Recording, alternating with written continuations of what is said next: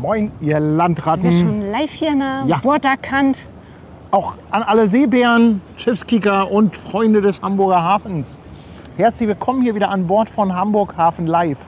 Heute hier von dem Standort Seemannsmission, Altona, Holzhafen. Ja, eigentlich ein sehr, sehr schöner Standort. Ja. Vor allem, wenn es darum geht, Kreuzfahrtschiffe zu gucken. Immer ein bisschen wenig Durchgangsverkehr, aber heute dachten wir uns, muss das hier mal wieder sein, ne? Für jeden die Fall. AIDA Sol. Schön, dass ihr dabei seid, wir freuen uns.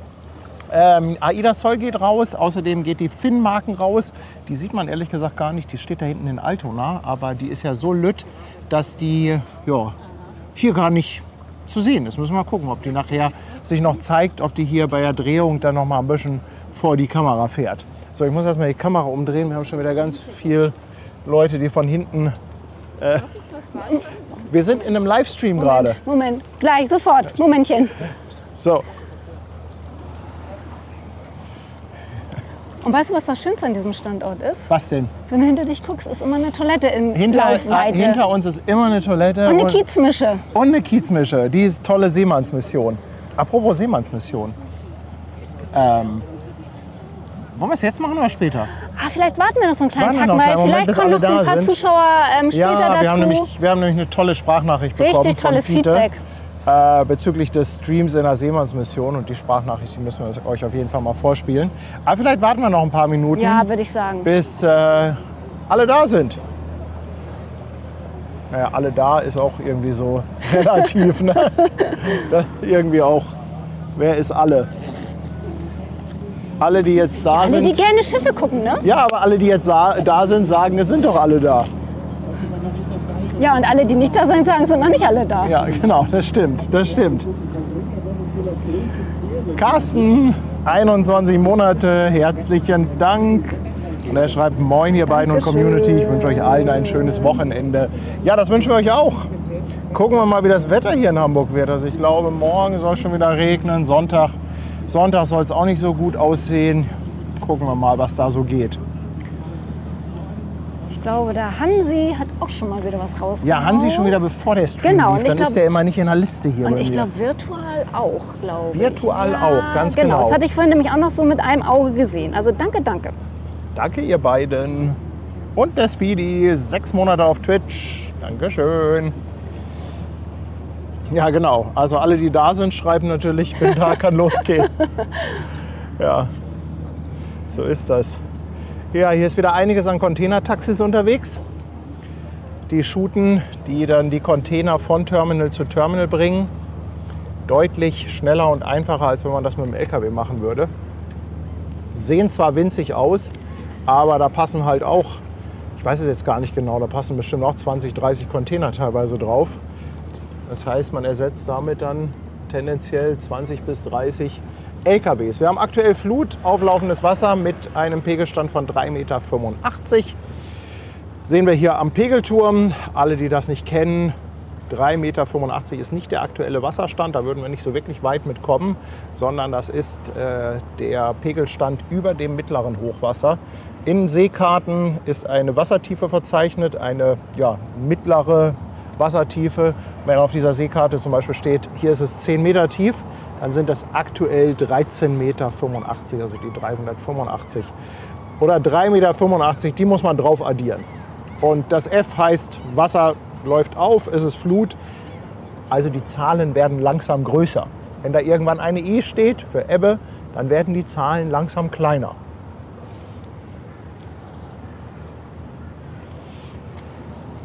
Korbacher, willkommen bei uns auf dem Fischmarkt. Willkommen. Herzlichen Dank.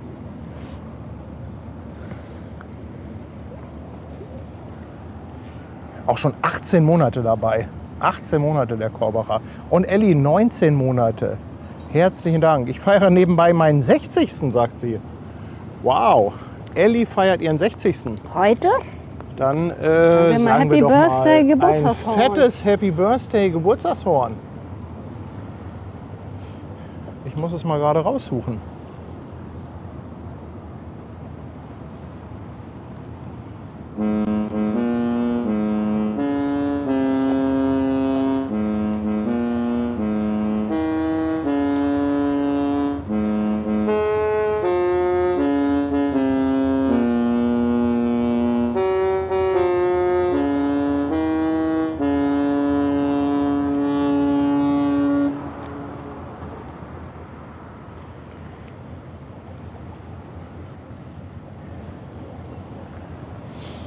Und natürlich auch an alle anderen Geburtstagskinder, die sich heute feiern lassen. So. Manuela spendiert eine kühle Kiezmische. Ja, das kann ich gebrauchen. Richtig hot hier. Ja.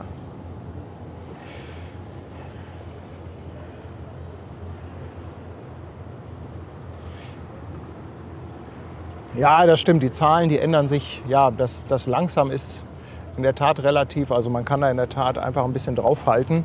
Und dann sieht man eigentlich, dass das Wasser doch verhältnismäßig schnell steigt bzw. sinkt. Zumindest was den Zentimeterbereich angeht. Garfield, ja, das ist ein etwas anderes Geburtstagshorn. Wir haben mittlerweile ja zwei. Wir haben eins geschickt bekommen. Das, was ich gerade abgespielt habe, das war mit Hörnern oder mit dem Horn der, ich glaube, die Aida Nova war das. Das hat uns ein Zuschauer gebastelt, der mit Musik kann. Der hat das irgendwie in seinen Computer reingegeben und dann hat er da ein Geburtstagshorn draus gebastelt. Aber Handarbeit, muss ich dazu sagen, Handarbeit, nicht einfach nur KI angeschmissen und gesagt, mach mir mal ein Geburtstagshorn mit der Aida Nova, also schon noch so ein bisschen auf die klassische Art. Ist ja so eine Geschichte mit der KI, Fluch und Segen zugleich. Ne? Ich sage mal, KI, das ist so ein bisschen wie so ein Feuerzeug. Mit dem Feuerzeug kannst du dir ein Feuer machen und dich wärmen, vor der Kälte schützen. Du kannst mit dem Feuerzeug aber auch ein Haus abbrennen. Und ein Bier aufmachen. Ja, und ein Bier aufmachen. Ne? Also ich kann das nicht, aber kommt immer andere auf können den das. an, der es benutzt. Und was ich ganz cool finde, ich weiß nicht, ob ihr das gelesen habt, aber YouTube wird jetzt zum Beispiel KI-generierte Inhalte demnächst nicht mehr monetarisieren. Also diese ganzen Videos, die im Prinzip per KI generiert wurden, wo irgendwelche KI-Stimmen drüber sind und dann, ja, die auf Massenproduktion ausgelegt sind, kann man weitermachen, wird man aber in Zukunft kein Geld mehr für kriegen von YouTube. Also musst du mal Finde selber ich- deine Gehirnzellen aktivieren. Ja. Okay. Ja, finde ich ehrlich gesagt ganz Ja, gut, macht weil Sinn, das dann doch ja, das so ein Punkt ist, wo die Leute gesagt haben, hey, hier kann ich einfach Geld verdienen, Ohne deinen Kopf zu benutzen. ohne den Kopf. Naja, man muss natürlich auch die KI richtig bedienen können. Auch das ist nicht ganz ohne Kopf, aber es nimmt natürlich unheimlich Hürden, weißt du? Und wer halt völlig unmusikalisch ist, kann natürlich da trotzdem irgendwelche Songs Du zum erzeugen. Beispiel. Ja, ich zum Beispiel. Ne? Und das ist nicht immer ein Hit, was dabei rauskommt. Guck mal, wir haben hier bei Twitch einen Schlepper Michel im Chat. Bist du denn auch Schlepper Michel? Das wäre großartig. Aber der Name ist schon schön. Der Name ist schön. Also falls du tatsächlich Schlepper Michel bist und mit deinem Schlepper hier vorbeifährst, dann Der sag mal Tastensucher moin.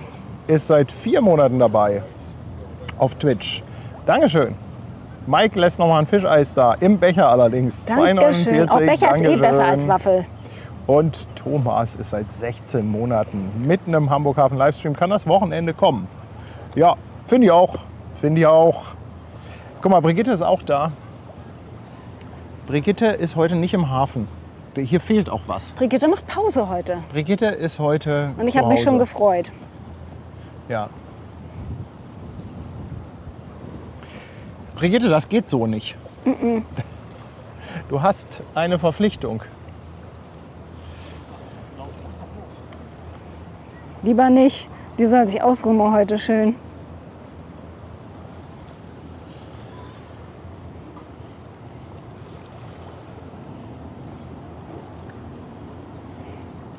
Wenn ihr Lust habt, könnt ihr ein bisschen auf dem Wesselfinder gucken. Ich meine, die Schahörn wäre unterwegs. Die müsste da irgendwo in Wedel rumtuckern. Vielleicht haben wir ja das Glück, dass die nachher noch hier vorbeikommt. Das wäre natürlich echt cool. Ja, das wäre cool. Peter lässt 5 € da und fragt, ist es richtig, dass Hurtigruten die Passage Hamburg nicht mehr anfahren will? Stimmt das? Peter, da fragst du jetzt natürlich hier den absoluten Kreuzfahrtexperten. Peter, ich kann es dir nicht sagen. Also wenn überhaupt, könnte ich auch nur das nachquatschen, was man irgendwo im Internet findet. Ich habe da leider jetzt kein fundierteres Wissen als das, was du eventuell im Internet gelesen hast. Keine Ahnung, aber kann natürlich sein. Also kann immer alles sein, ne? AIDA hat ja jetzt auch irgendwie, habe ich gelesen, Orient gestrichen, kommen dafür dann öfter nach Hamburg auch. Ich glaube, die wollen dann im Winter auch mit der Prima und der AIDA Nova nach Hamburg kommen. Wahrscheinlich kannst du dann jeden Tag zur Metropolentour aufbrechen. Ja, du. Die Metropolentour, die wird dann immer mit einem Tag kombiniert. Das ist dann Metropolen Montag, Metropolen Dienstag, Metropolen Mittwoch. Aber dann kriegst du keine schlechte Laune, wollte ich gerade sagen. Keine Langeweile, wollte ich sagen. Ja, Hop on, ja, genau, hop sehr on, hop cool. off. Das machen wir.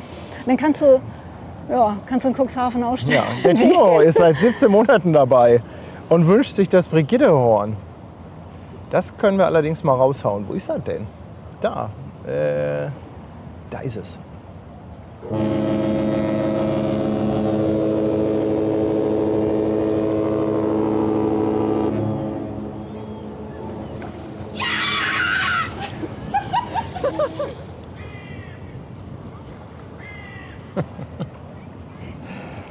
Immer wieder schön. Ich hoffe, du meintest das, aber ich finde das ja mit dem Lachen von Brigitte, das Horn, finde ich ja tatsächlich noch lustiger als das mit dem Pfeifen. Die Joe ist auch seit 16 Monaten dabei. Herzlichen Dank. Schreibt, er wurde gestern 37 und ein paar Monate, also 240 Monate genau. Das ist dann aber kein Geburtstag, das ist dann, wie nennt man das denn? Das ist einfach nur ein Tag. Einfach nur irgendein Tag ist das.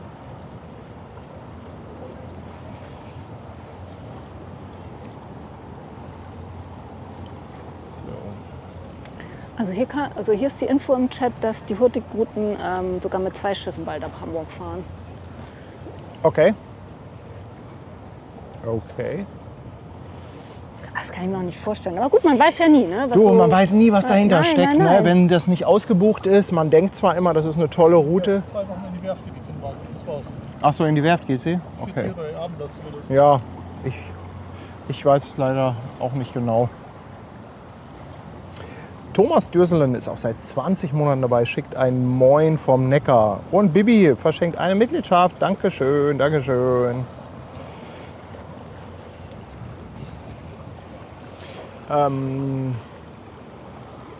Ja, richtig, das Schwimmdock, das sieht irgendwie in der Tat so aus, als ob das relativ weit aus dem Wasser guckt. Ist hier gerade jemandem aufgefallen.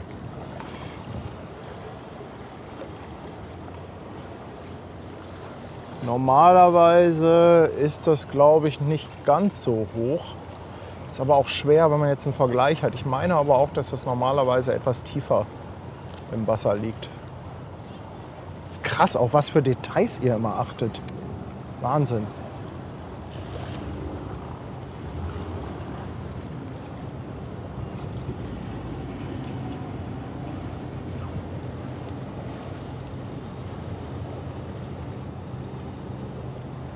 Ja, dem Chat entgeht auch nichts, das weißt du ja.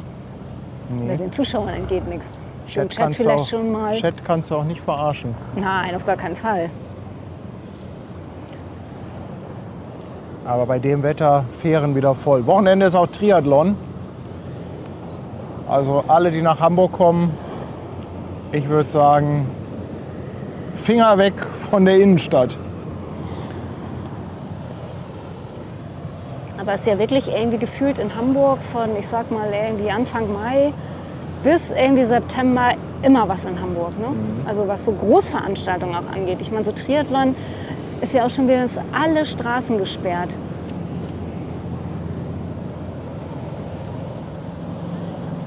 Schwimmen, Laufen, Radfahren, ja.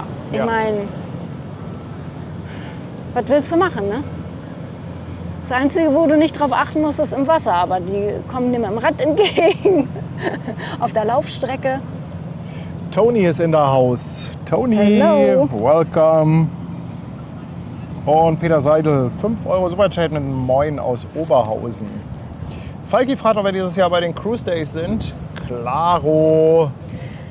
Natürlich. Deswegen fahre ich ja morgen auch nach Appen. Das ist in Schleswig-Holstein, weit weg von Hamburg. Also weit weg ist es ja nicht, aber In muss nicht. Appen. Und höchstwahrscheinlich kommen die da auch lang, die Radfahrer. Wer weiß.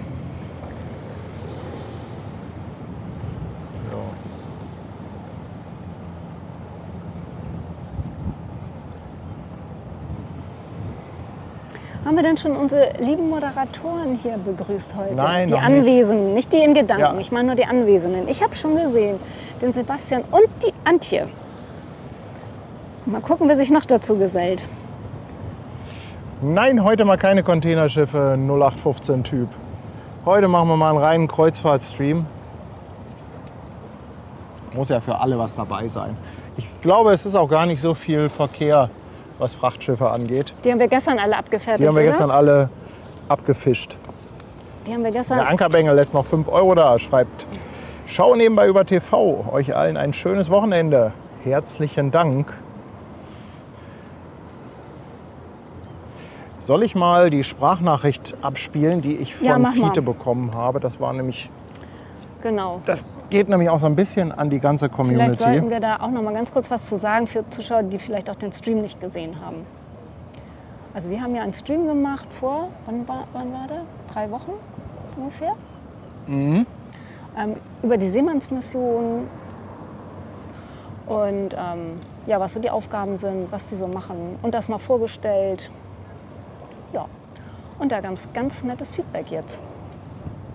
Ich suche das mal eben raus. Ich hoffe, das funktioniert, wenn ich das jetzt einfach so über das Mikro abspiele. Moin, mein Lieber, grüß dich. Du, einmal kurze Info für dich, einfach vielleicht so irgendwie so als nette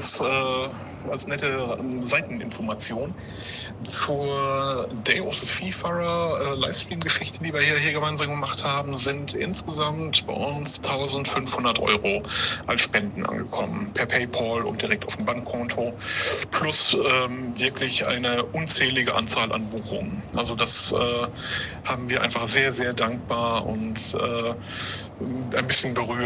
Jetzt gerade noch mal irgendwie festgestellt, als wir uns die Zahlen angeschaut haben. Genau, also fast 1.500 € und die Buchung haben wir euch zu verdanken. Vielen Dank dafür und vielleicht könnt ihr es ja an gegebener Stelle noch mal an die Zuschauer zurückgeben, irgendwie, dass wir uns wahnsinnig gefreut haben.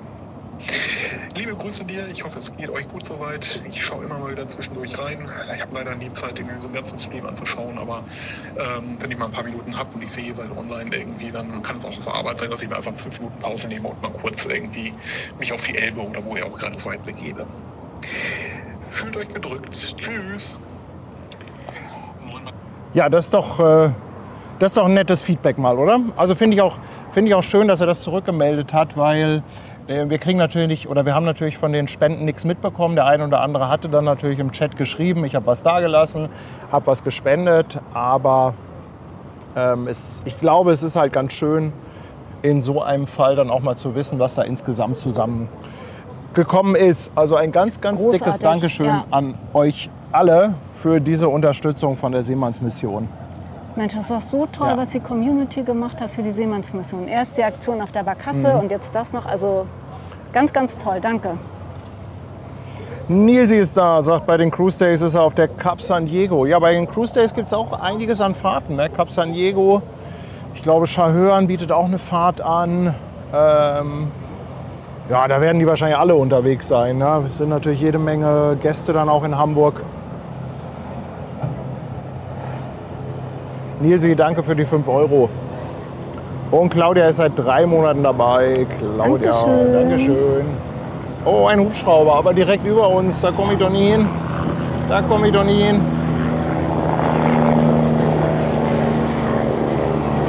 Wann sind noch mal Cruise Days? September. Anfang September kann das irgendwie so sein. 9., 8., 9., irgendwie sowas. Ja, der Chat wird es raussuchen. Ich kann das Frag auch raussuchen. mich doch nicht nach so einem Aber der Datum. Chat ist ja immer schneller. Fragt mich doch. 12. bis 14. September. Siehst du? 12. bis 14. Ja, da war ich ja immerhin schon mal grob in der Nähe.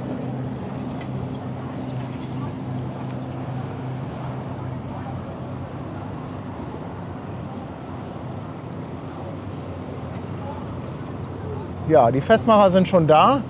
Ihr merkt, wir haben ordentlich Wind auf der Hütte. Ich muss noch mal kurz was umbasteln. So, vielleicht kriege ich das noch so ein bisschen beruhigt mit dem Wind. So geht es vielleicht ein bisschen besser.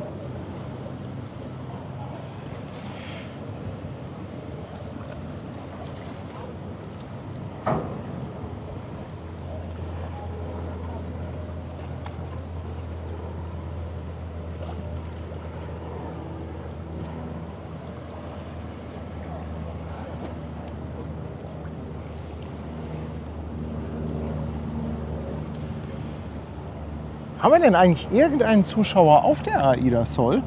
Ich habe das Gefühl, es ist irgendwie so ruhig heute um die Sol.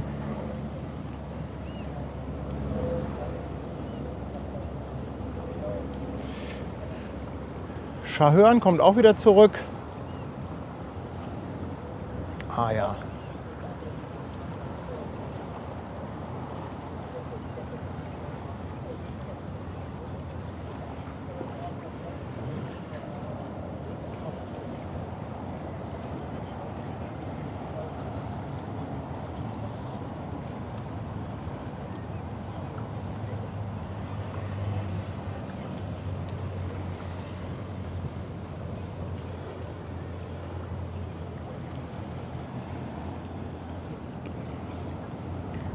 Sollen ja auch pünktlich rausgehen, ne?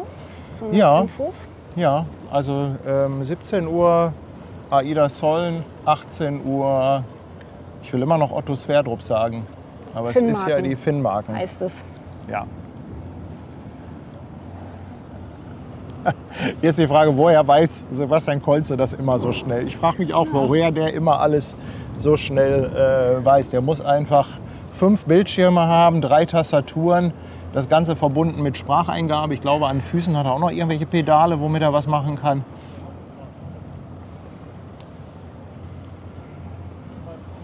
Ja, das darfst du auch nicht wissen, wie das da so alles macht. Das ist nämlich streng geheim.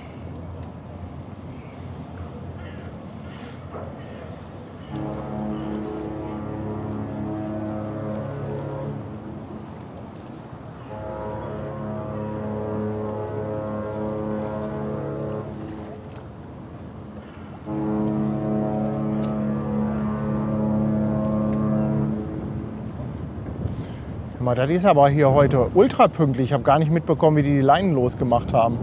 Ihr habt das vielleicht gesehen.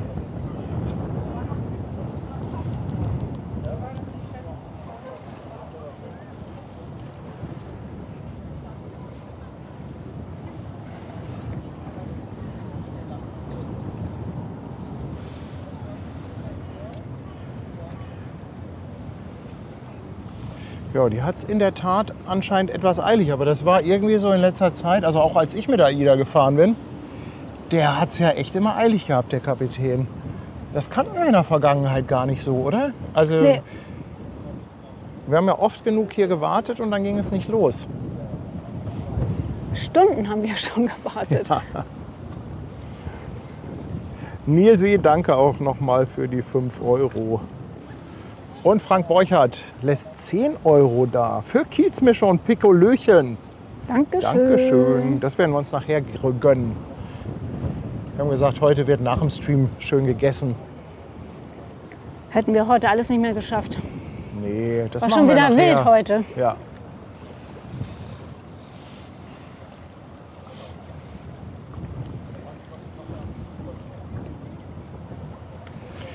Was ist das für ein gelber Kran im Hintergrund? Das ist der Enak, den ihr da seht. Also ein riesiger Schwimmkran. Könnt ihr mal googeln, dann seht ihr den komplett.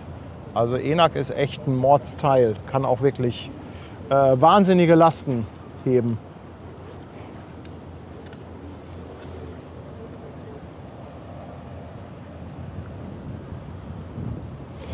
Smiling Sadist grüßt von der Sol. Genau genommen von der Poolbar. Ja, ich würde sagen, das ist der beste Platz gerade, Das oder? ist allerdings ein super Platz. Schön Cocktail, schön auslaufen, gucken, Ja. herrlich. Da läuft jetzt wahrscheinlich gerade die Auslaufmelodie oder Musik.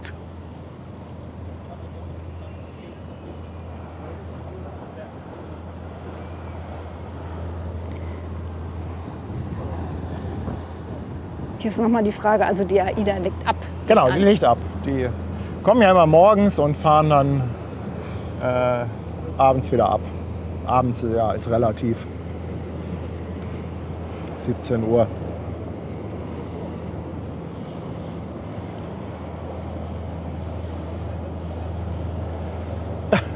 Gary Berlin, AIDA Sol, Deck 7, Backboard.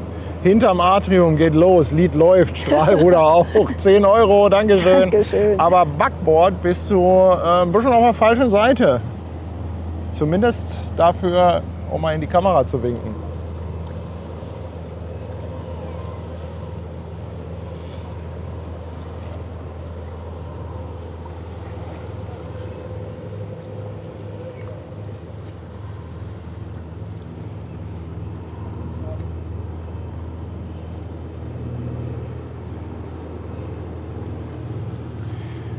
Ja, wo geht's eigentlich hin für die Sol? Ja, Richtung Cuxhaven.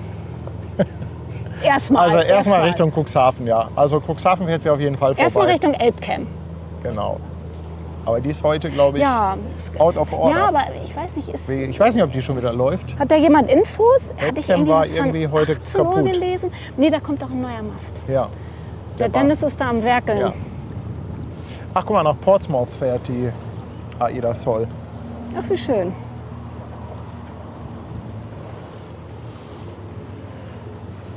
Wann wir mal auf eine Kreuzfahrt fahren?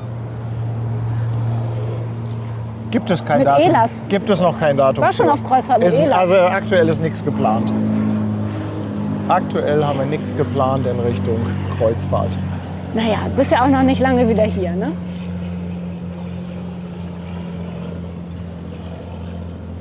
Ach, guck, Elbcam läuft wieder. Läuft wieder? Ah, Ja. okay.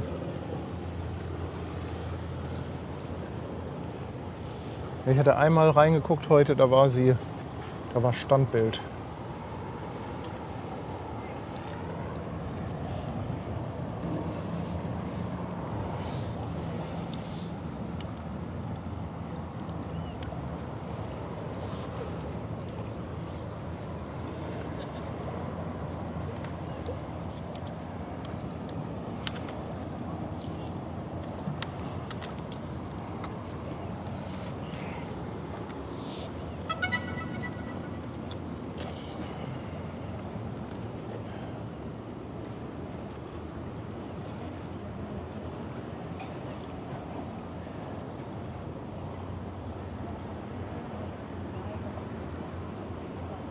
Ja, Flusskreuzfahrt von Rotterdam bis ans Schwarze Meer. Sag mal, ich habe heute von einem gelesen, der irgendwie schwimmt bis ins Schwarze Meer. Also irgend so ein Extremschwimmer, der durch die ganzen, also der war wohl auch schon auf der Donau, der schwimmt irgendwie durch ganz Europa bis ins Schwarze Meer. Ich hoffe, Verrückt, der hat sich oder? nicht beim Triathlon verschwommen. Dann ist Der für muss- den ja so eine Alsterdurchquerung gar nix. Er musste dann natürlich auch sogar eine schifffahrtspolizeiliche Genehmigung beantragen. Gibt auch gewisse Regeln. Ach ja, und in die Schleusen darf er nicht schwimmen, da muss er aufs Boot. Oh. Wie lustig wäre das bitte, wenn er in die Schleuse Aber ich glaube, es schwimmen ist doch würde? schon so ein bisschen gefährlich, ne? Ja, nee, es ist ein Begleitboot dabei und für die Schleusen muss er in das Boot klettern dann. Weißt du noch, Ja. als die Ente einmal da in der Schleuse war? Aber wir sind eigentlich wieder rausgekommen. Es war ganz schrecklich. Ja. Tony, thank you for 15 Euros for beer in the garden of Siemens Mission. Oh ja, das ist netter. Das ist eine gute Idee. Ja. Das ist eine sehr gute Idee. So. Einmal Achtung.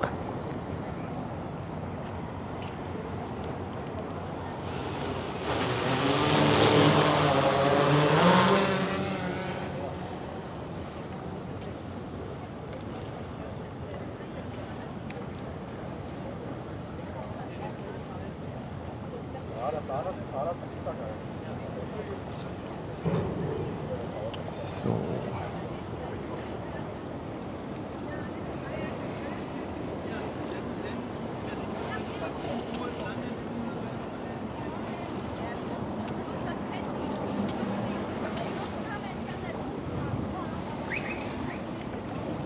€2, weil Tanja heute so gute Laune hat. Ich habe immer gute Laune.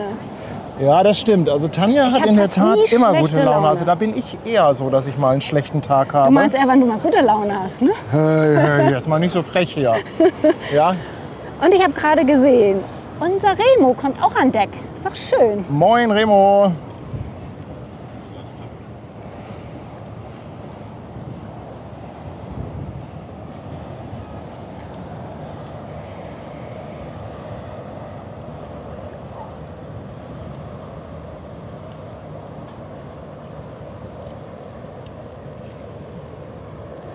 So, ja. Bild ist da.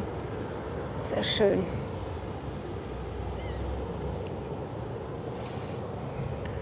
Aber das dauert ja immer so ein bisschen, bis sie in Fahrt kommt.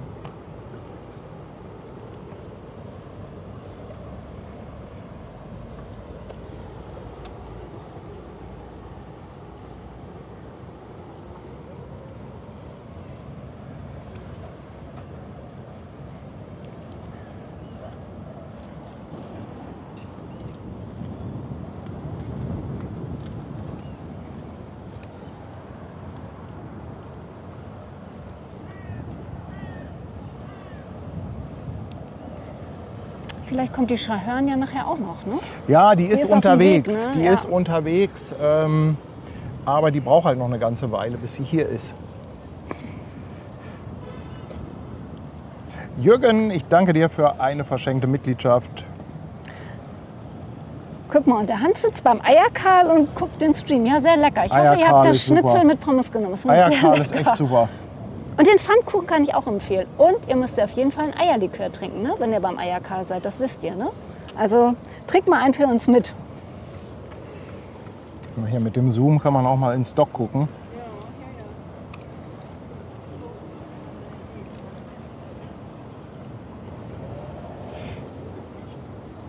Leon, Mensch, Dankeschön, 20 €. Dankeschön. Danke, Leon.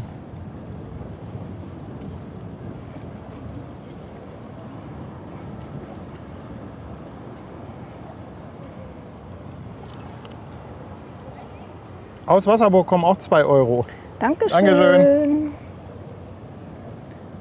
Den Jürgen auch? Jürgen, eine verschenkte Mitgliedschaft. Ich glaube, den Jürgen hatte ich hier, aber egal. Ja.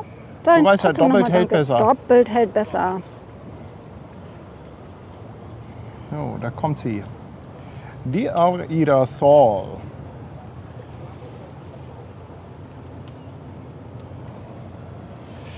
Meinst du, die- Er hat 2 €, damit Paddy auch gute Laune hat. Aber du glaubst, also gute Laune kann man bei mir echt nicht kaufen. Das ist wirklich. Also wenn ich richtig schlechte Laune habe, dann gibt es nicht genug Geld auf Erden, um das zu drehen. Ja. auch nicht, wenn Hapag-Lloyd anruft und fragt, ob du auf dem Containerschiff mitfahren willst? Naja, aber das ist ja dann kein Geld. Ne? Das wäre ja ein Ereignis, was in irgendeiner Form das Ganze, Die Laune so Was die Laune auf ein bisschen heben minimales könnte, ja. Level anheben würde, Ja, ja. sagen wir es mal so. ja.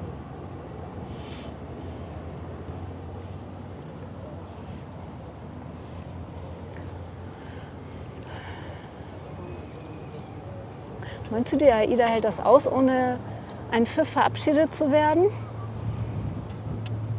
Wahrscheinlich drehen die sich noch mal um. Meinst du denn, auf der Brücke ertönt denn irgendwie so ein Warnlicht? Also irgendwo, die haben ja auch, wenn irgendwas nicht so richtig läuft, dann kriegen die ja eine Warnmeldung. Das Brigitte-Radar. Ja, Ja.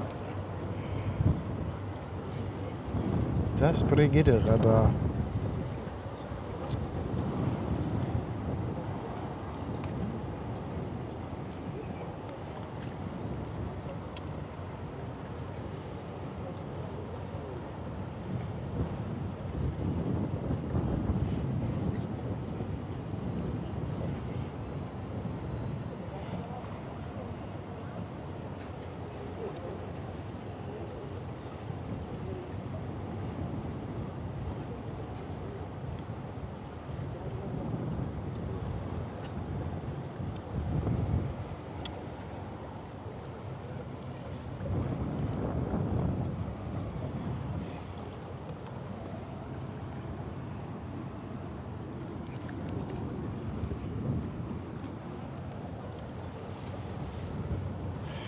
Aida Sol. Ja, ich hoffe, wir kriegen gleich noch mal ein Tönchen.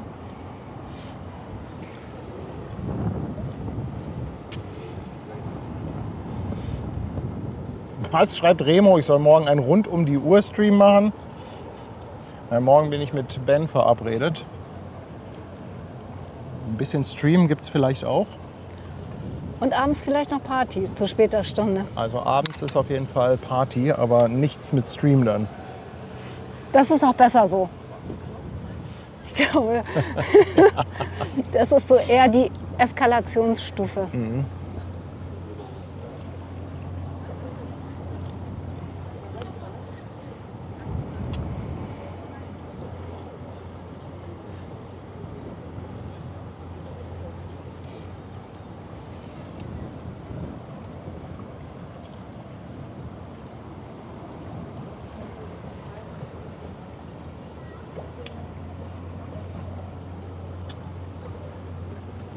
Der Winkepapa von der MSC ist da.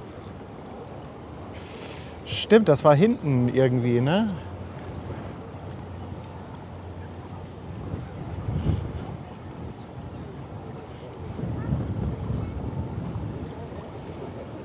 Oh, heute freut man sich echt so ein bisschen über den Wind, oder? Ja, der Wind ist super. Der ist richtig gut.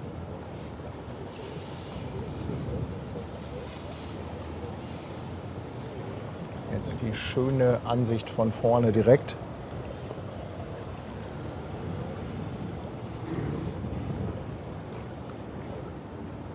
Also die AIDAs sind ja auch eigentlich aus dem Hafen nicht mehr wegzudenken, oder? Nee, die gehören, diese die schönen- gehören absolut dazu, natürlich. Kussmünder, die Ja, absolut. müssen noch bleiben. Aber ich glaube, da gibt es ja auch keine Ambition, dass das sich ändert, oder? Nö. Das bleibt hier, ne?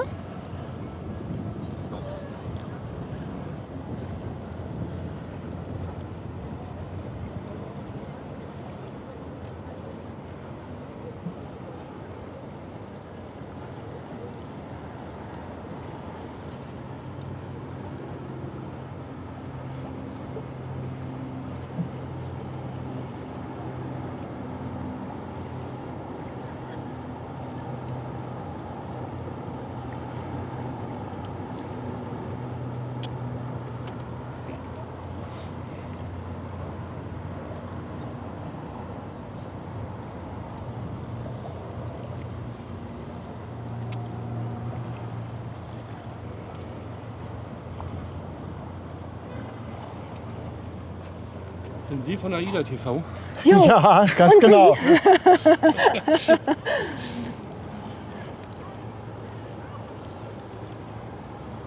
besten Sendeplatz haben wir hier heute.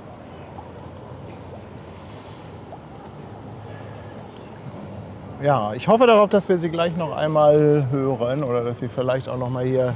Ah, Brigitte sagt, der Kapitän, da haut nicht so oft was raus. Aber wir haben ja hier, wir haben die ganzen Hörner ja auch dabei. Genau. Ne? Genau. Ja. Hauen wir mal eins aus der Konserve raus. Ja. Nee, das war nicht Ben. Das war der Martin.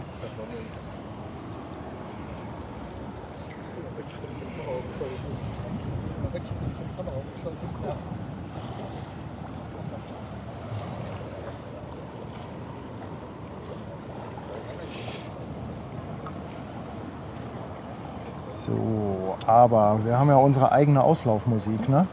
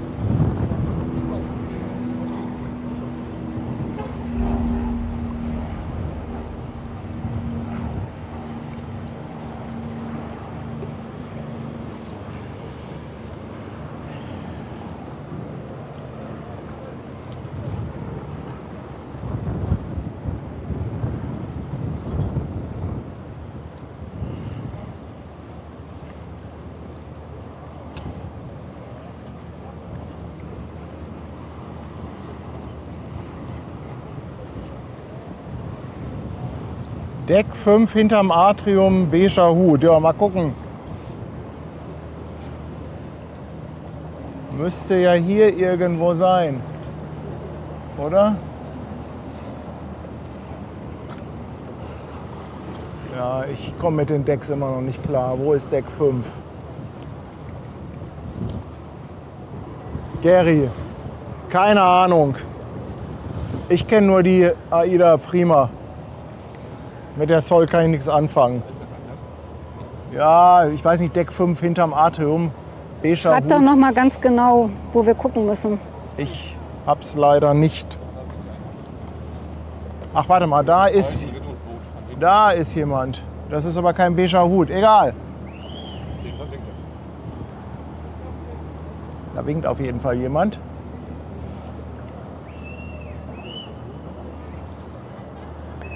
Höhe Rettungsboot ist Deck 5. Ja, Höhe Rettungsboot. Wo? Da sind so viele Rettungsboote.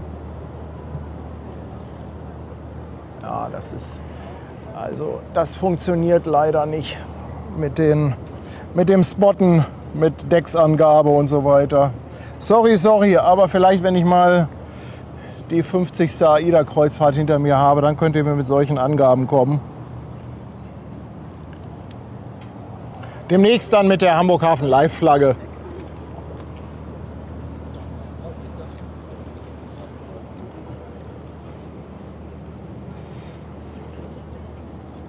Unter den Tendern. Ja, ich muss suchen. Also es ist unter den Tendern. Das sind, guck mal, wie viele da sind. Da sind alleine drei Tenderboote. Dann sind da noch 5 Rettungsboote. Ja.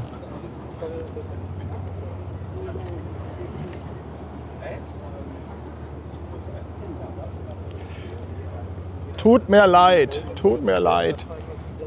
Gary, aber trotzdem vielen, vielen Dank und eine gute Reise für dich. Hydrodrive ist auch seit 4 Monaten dabei auf Twitch mit einem Prime-Sub, Dankeschön. Und Andi, der Sattelschlepper, für eine Kiezmische, für noch mehr gute Laune, 5 Schweizer Franken. Ich danke dir vielmals.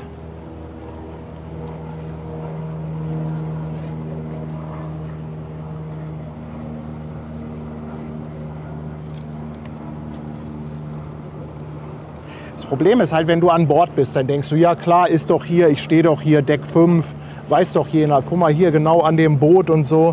Wenn du das von außen anguckst, das ist alles so klein auf diesem Schiff. Es sind auf jeder Seite sind 500 Decks. Auf jedem Deck sind 18.000 einzelne Kabinen und ja, so kommt dir das hier vor. Das ist ja Wahnsinn. Na?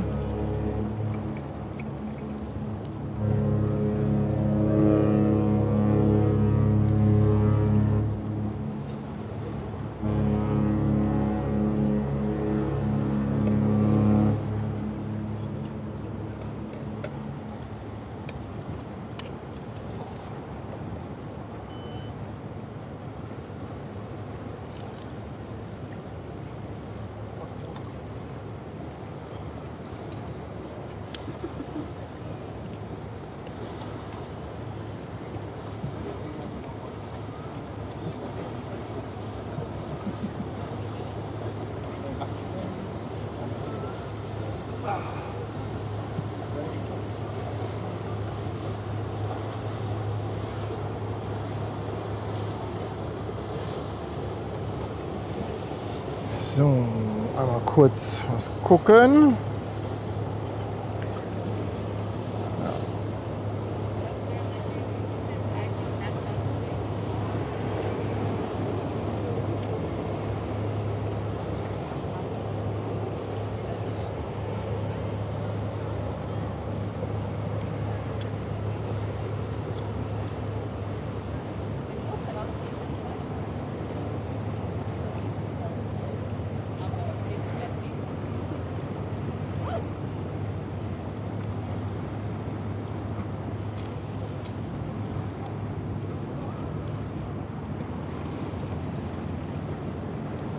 Also für alle, die jetzt noch mal nach der Flagge gefragt haben, sie ist bestellt. Und ich hoffe mal, dass sie übernächste Woche kommt. Mit ein bisschen Glück auch nächste Woche schon, aber ich will da mal nicht zu optimistisch sein.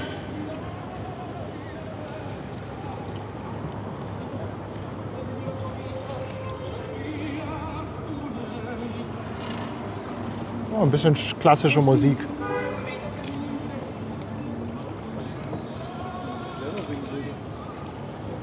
Er lebt das auch. Ja. Also er hat nicht nur die Musik dabei, er lebt das. Herrlich. Ja, jetzt schauen wir mal gleich, ob die Hurtigruten dann auch halbwegs pünktlich rausgeht.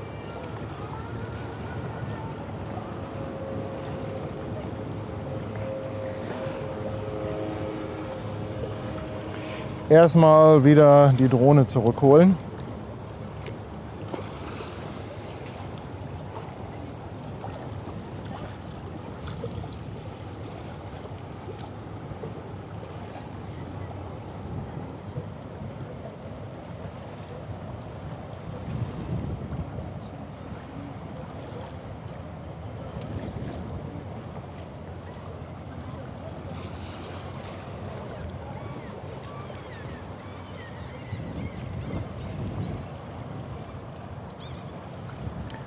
Dreht die Finnmarken dann noch? Kommt die hier Die noch muss vorbei? drehen, ja. Okay. Die muss drehen, ja. Ich glaube ja. Aber ich weiß nicht, ob die hier wirklich rüberfährt zu Ach, uns. du meinst, die legt wieder ab und dreht? Ja, ja, das kann natürlich sein. Die braucht ja nicht viel Platz. Die ist ja nicht so groß.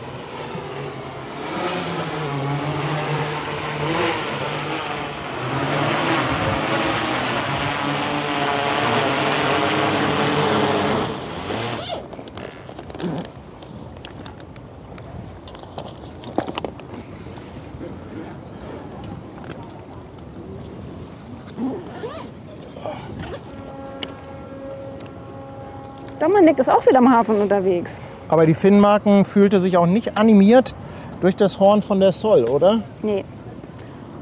Auf welchem Dampfer bist du denn? Wo müssen wir uns verstecken, damit wir nicht erschreckt werden, wenn du kommst?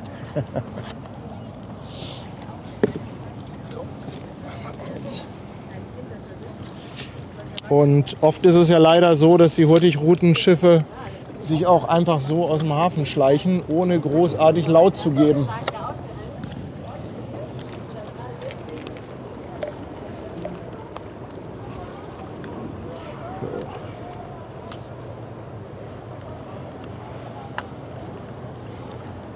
Sind da nicht die Ripppiraten? Jo. Da waren die Ripppiraten, ja.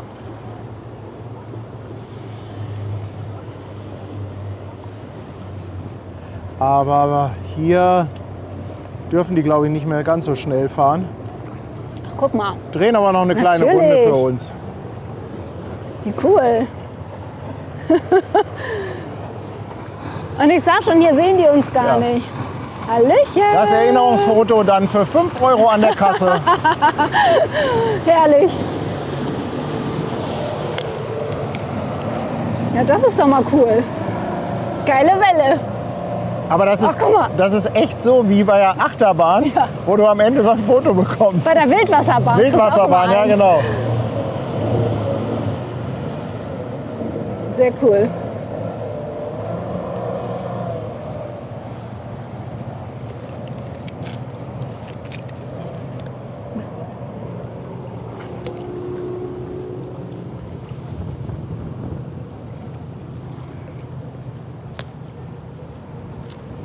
Möchtest du? So, ja, sofort, sofort. Dankeschön.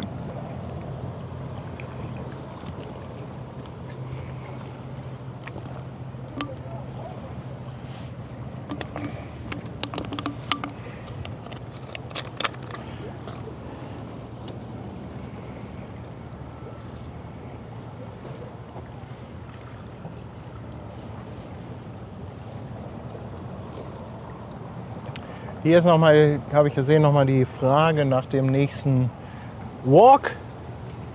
Ihr kennt doch die Antwort. Der nächste Stream kommt dann, wenn er angekündigt ist. Er kommt garantiert, Moin. aber wann genau? Kein Kommentar. Kein Kommentar. The Real Mayo with Ketchup ist seit 4 Monaten dabei. Dankeschön. Ja, aber Rip-Piraten, ja, in der Tat, die wissen, wie gute Werbung geht. In der Tat, Postbüdel. Aber es ist ja auch schön, wenn die im Stream da sind. Du, ist Also dann ich auch in Ordnung. Ne? finde, Aber, die ja, machen das aber toll. im Endeffekt ist es ist Werbung, sie machen es genau richtig. Genau. Ne? Das ist so. Genauso, was weiß ich, ich sag mal, wenn wir die Schahören sehen, die muss dann mal pfeifen.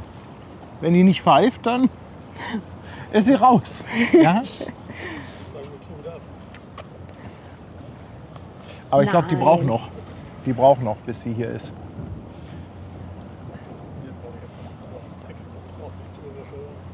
Achso, ja, das hab ich wieder voll vergessen. Kommst du auch mit? Ja, ne? Vielleicht? Habe ich voll vergessen. Ja, macht ja nichts. Ja, jetzt ist aber gerade erstmal hier so ein bisschen Essig, was den Schiffsverkehr angeht. Wir müssen ein bisschen mit uns selbst spielen. Ja, als Papiertücher hier runtergeworfen hat. Die liegen ja schon im Korn. Ja, die Schahören ist halt gerade jetzt an der Landebahn und ich glaube, die macht noch einen Zwischenstopp in Övelgönne. Okay.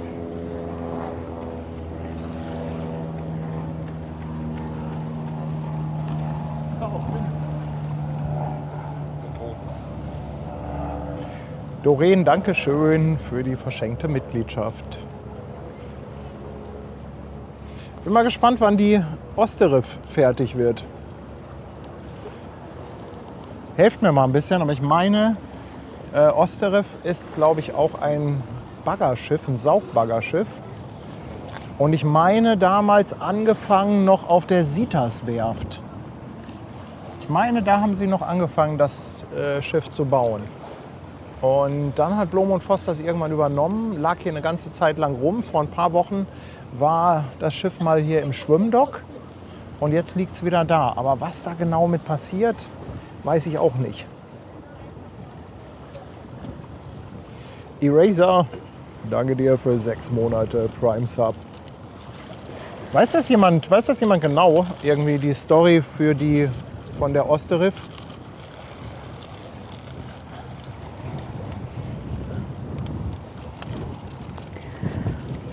Guck mal, Halunda Regina ist heute mal da. Ja, Ich glaube, morgen macht sie die große Tour. die große Halunda-Rundfahrt, einmal um Helgoland rum. Nee, Ja. Regina, was machst du morgen für eine Tour mit dem Halunda? XXL. Die XXL-Tour. Das heißt, noch einmal um Helgoland rumfahren. Nee, 10 Stunden auf Helgoland bleiben. Ah, Ist auch okay. vielleicht mal ein guter Tipp. Ne? Das kannte ich auch gar Nee, nicht. gibt es auch nur einmal, weil die feiern Seebädertag. Ah, Und deswegen ist da ein großes Fest auf Helgoland. und das gibt es nur einmal im Jahr? Ja, ich gehe mal von aus. Und ich hatte Okay. von Boris schon im März gesagt gekriegt, dass der Hallunder Jet so lange bleibt, bis das Feuerwerk weg ist. Und das konntest du dir nicht hingehen Und es lassen, ne? wusste keiner was von. Und dann wollte ich es buchen, es ging nicht. Keiner wusste was. Und als es dann öffentlich war, da haben wir dann natürlich die Hand drauf und da habe ich gesagt, okay, dann muss ich es machen für 168 €. Geht nicht anders. Sehr gut. Dankeschön. Und wir werden auschecken 22:30 und fahren wahrscheinlich aus der Bucht ein Stückchen weg und sehen dann das Feuerwerk Ach, wie schön. vom Wasser aus. Ach, wie Sind schön. wahrscheinlich nachts um 3 an Landungsbrücken. Okay, ja. Dann Reeperbahn und Fischmarkt. Ne? Ja, genau. Kannst du noch mal ordentlich abfeiern, ne? Also, wer sowas dazu Lust hat, wenn das einmal im Jahr ist, hört sich interessant an. Dass so lange geblieben ist, habe ich bis jetzt auch noch nie gehabt.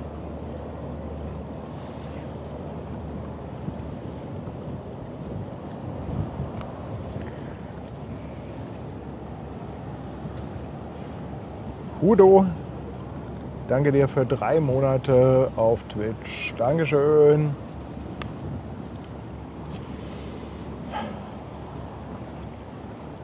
Da ist Captain Iglo wieder. Aber ich glaube, das ist nicht Niklas.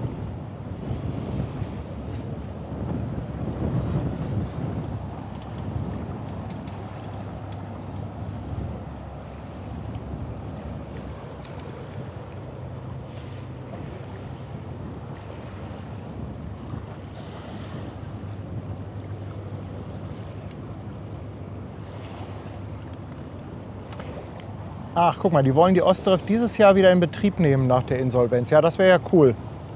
Das wäre ja echt eine schöne Sache. Danke für die Info. Wann haben die denn angefangen mit dem Bau?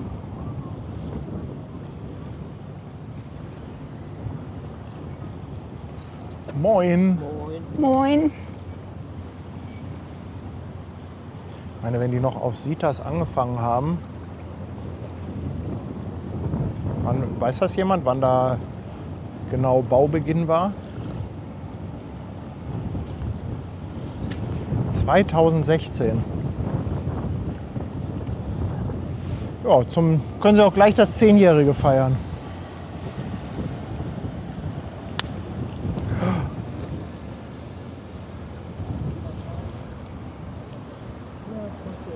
Hat da jemand?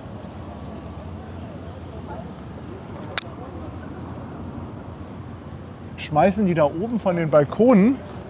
Ich glaube schon. Na, das sind ja ganz tolle Bewohner da. Die hier vom Balkon nasses Klopapier schmeißen.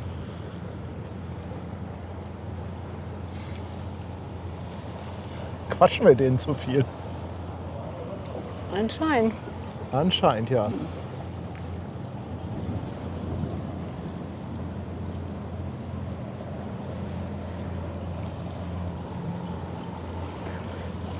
Freunde der Sonne, da kommt gleich mal die WAPO. Ja, was für Bewohner. Also wir sitzen hier hinter uns ist ja dieser Kristalltower. Das ist ja dieses Gebäude, wo irgendwie auf jeder Etage nur 2 Wohnungen sind. Die sind dann entsprechend groß, direkt hier am Hafen gebaut.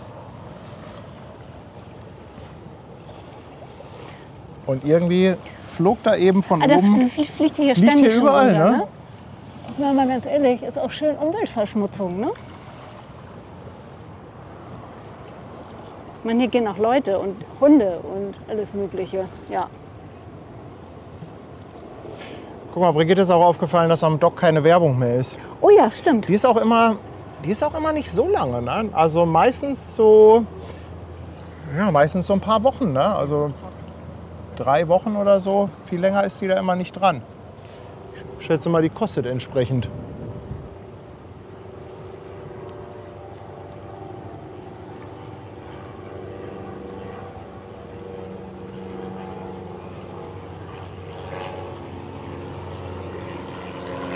Boah, Baukosten von 100 Millionen für die Osterriff.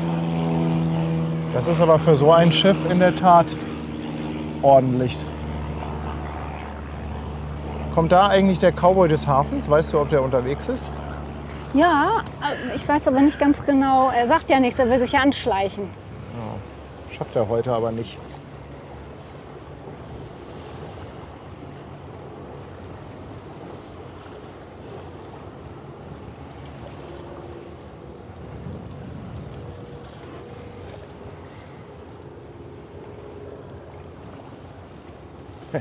Nur Dock 11 hat mehr Werbefläche als mein Bauch. Schön, herrlich.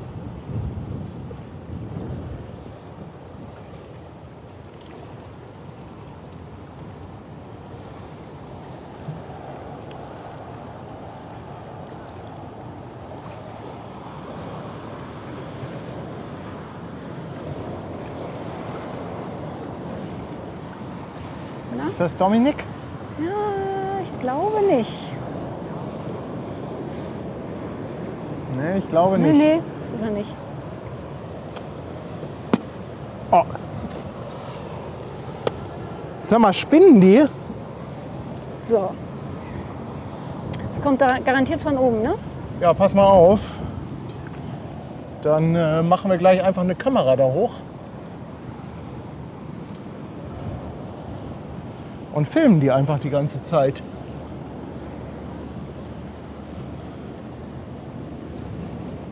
Die spinnen wohl.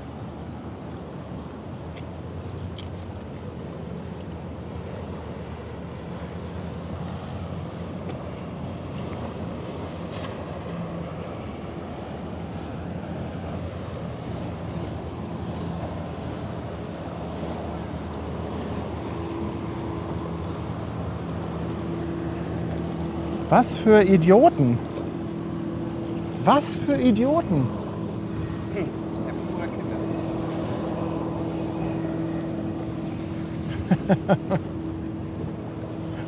Ja, nicht jeder Kranke liegt im Bett, ja, ganz genau. Ich gehe gleich mal zum Concierge. Ja, Soll mal genau. eine Rundmail machen. Mach mal ab.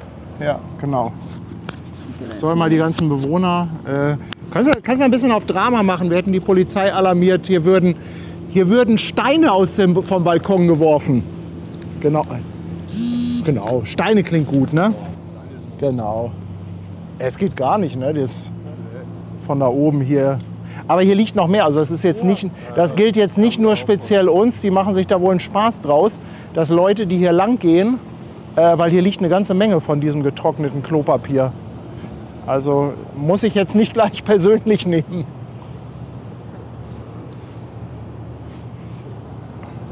Jürgen, ich danke dir für 2 Euro. Jürgen kommt mit Stinkbomben, ja. Ja, wenn man genau wüsste, welche Etage das ist. Ah, beobachtet die mal alle. An dieser Polizei rufen, 5 Schweizer Franken. Ja, ich bin ja eigentlich nicht so, ne, dass ich sage, hier Polizei und so weiter.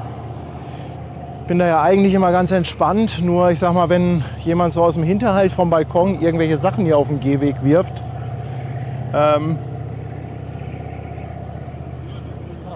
ja. Bitte? Kann schon ein bisschen wehtun aus der Höhe. Ja, ja, das kann schon. Ja.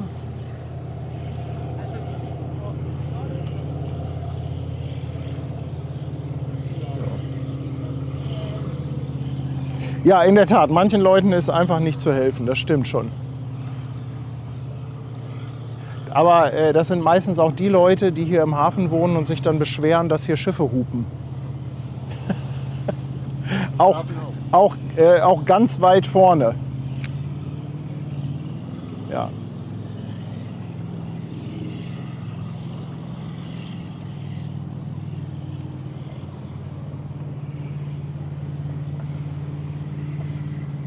Almut, ich danke dir vielmals für 2 Euro. Herzlichen Dank.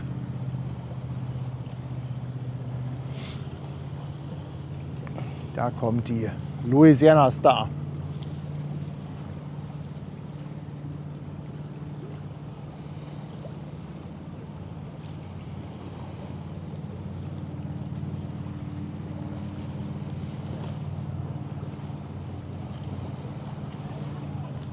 Holgi, 5 Euro. Einsammeln, trocknen und zu Hause verwenden. Ja. Das kannst du nicht mehr verwenden.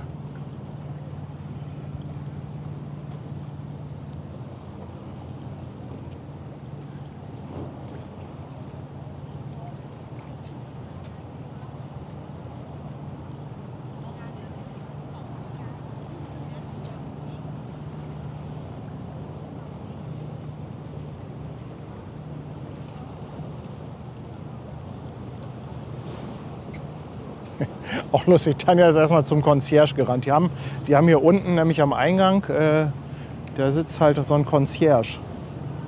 Also du kommst da auch gar nicht so ohne weiteres zu den Wohnungen. Es ist also so ein Gebäude, was entsprechend gesichert ist.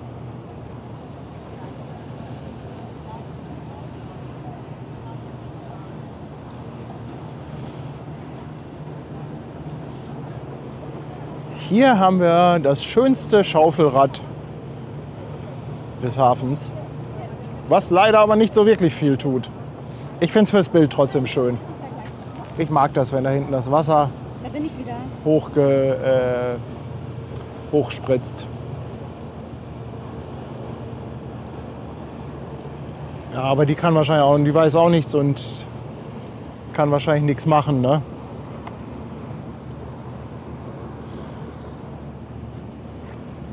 Oder?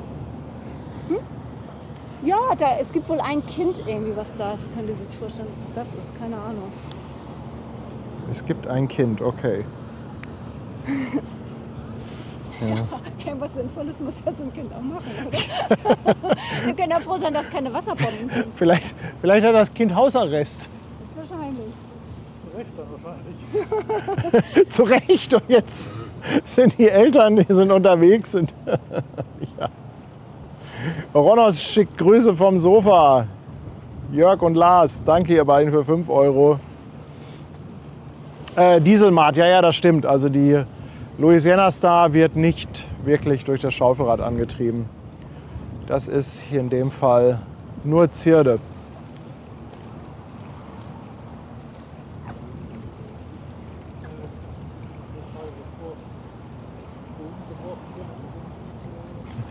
Stefan meint, vielleicht ist das Klopapier ein Hilferuf, ob was draufsteht. Nee. Nee, leider nicht. Nee, also das ist wirklich...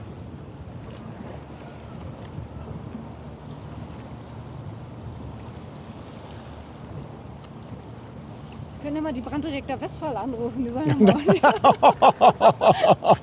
Ja, sollen mal Fenster putzen. das wäre lustig, ja.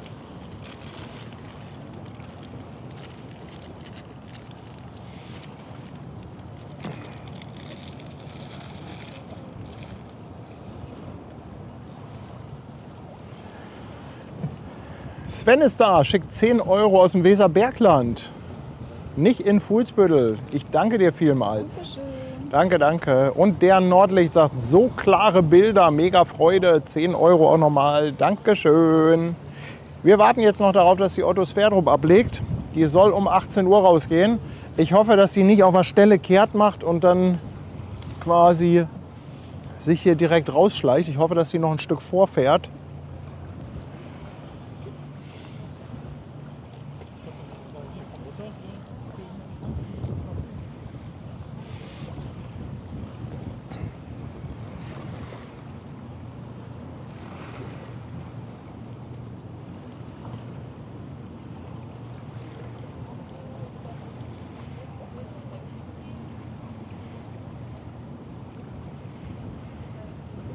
Irgendwie war ja auch eben noch die Frage, wo das Dock 10 ist. Also Dock 10 ist ja schon seit Ewigkeiten wo ist das? Ist das nicht Bremerhaven?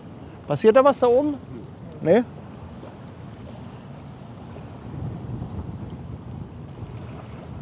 Guck mal, die Mare Frisium. Also was man hier sieht, ist halt Dock 11 immer. Dock 10 wurde mal, glaube ich, vor Jahren ausgeliehen. Ist das in Bremerhaven? Ich meine ja, ne? Mensch, Brigitte, jetzt werd du doch nicht auch noch zum Erbsenzähler. Otto Sverdrup und Finnmarken, das ist doch das Gleiche. Könnte sogar sagen dasselbe. Ach.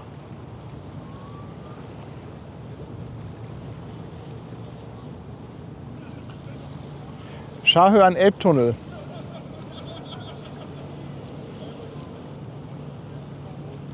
Aber achtet mal ein bisschen drauf, ob die noch mal in Övelgönne irgendwie anlegt. Genau. Die Scharhörn. Das kriegen die Spezialisten ja raus. Övelgönne ist doch Elbtunnel, ne? Also müsste die doch eigentlich da...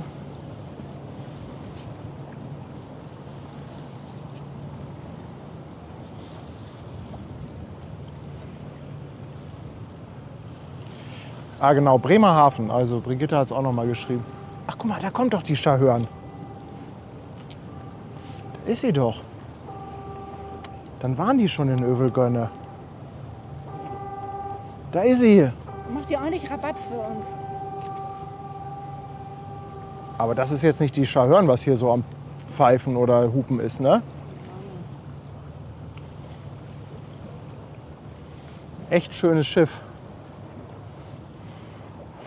Komm, da gehen wir noch mal schnell in die Luft. Gucken, ob ich das so schnell hinkriege. Die hat ganz schön einen Zahn drauf, oder?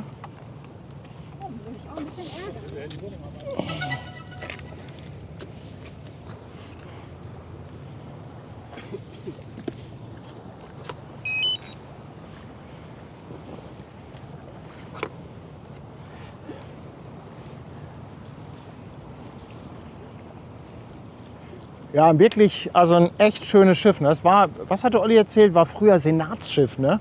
Da wurden Politiker mit durch die Gegend kutschiert.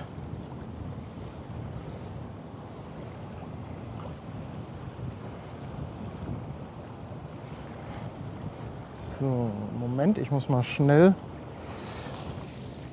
einen in die Luft kriegen.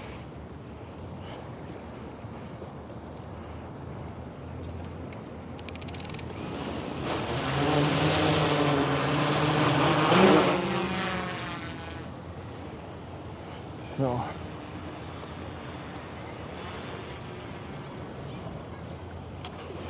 So, jetzt kann ich mich wieder konzentrieren.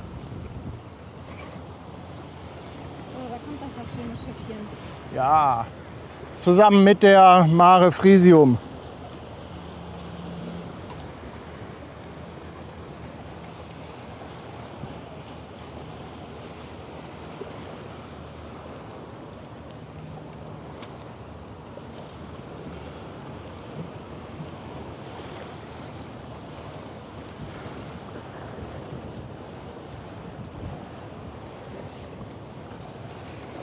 Kannst du mal, Schatz, kannst du mal hier die große Kamera so ein bisschen mitführen mit der Charhörn? Jo.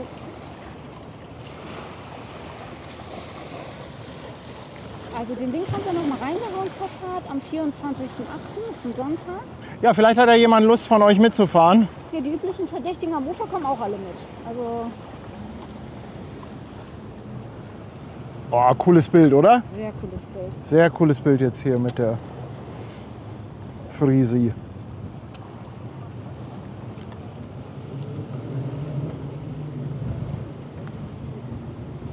Da ruft einer an. Ja. Ich kann doch da jetzt nicht dran gehen. Geh doch ran. Mensch. Ah, warte. Jetzt ruft die mal. Jetzt ruft die schon. Ja, Dirk, hallo? Ja, doch, gib Gas. Ihr seid im Bild. Ihr seid im Bild. Voll. Ja, drück drauf. Tschüss.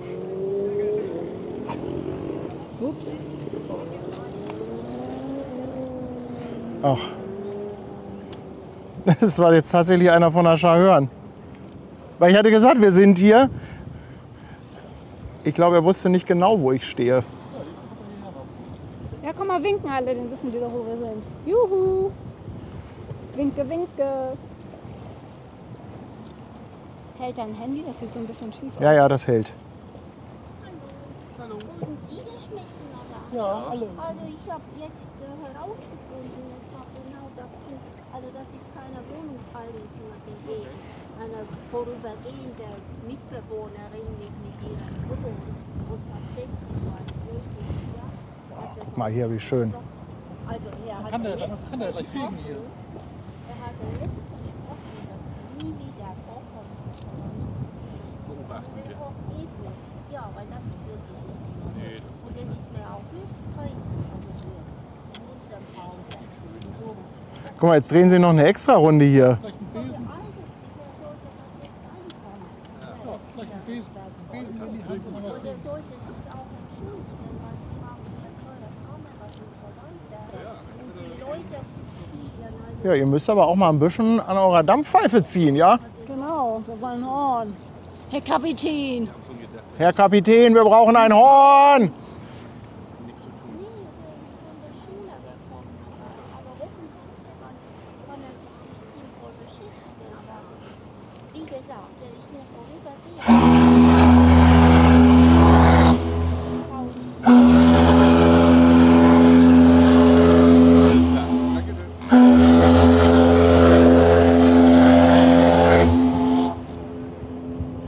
Großartig! Na, wenigstens das hat geklappt.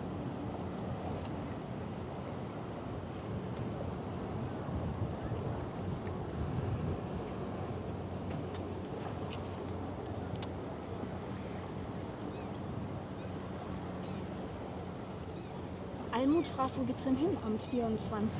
Ja, das ist so eine Rundfahrt, ne? Also mit der Charhörn, 24.08. Also im Prinzip geht das auch raus nach Wedel, ne? Und wieder zurück.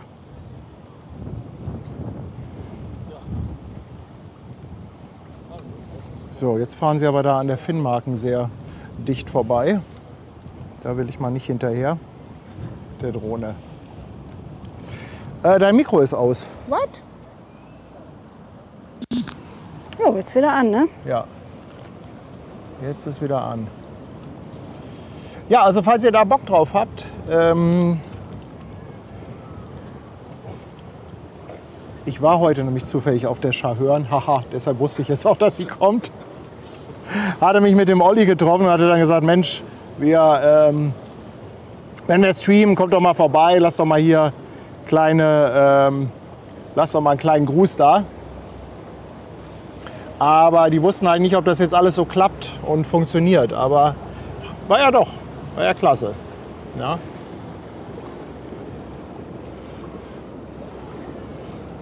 So, dann lande ich erstmal. Achtung, Drohne. Ja. Mama. Achtung einmal.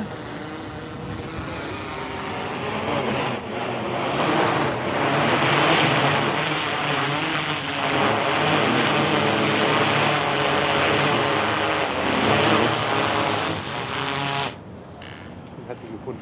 Ja, ja. Also der Klopapierwerfer ist identifiziert. Ist identifiziert? Ja. War es tatsächlich ein Kind? Ja. Oder? Okay. Ja, dann.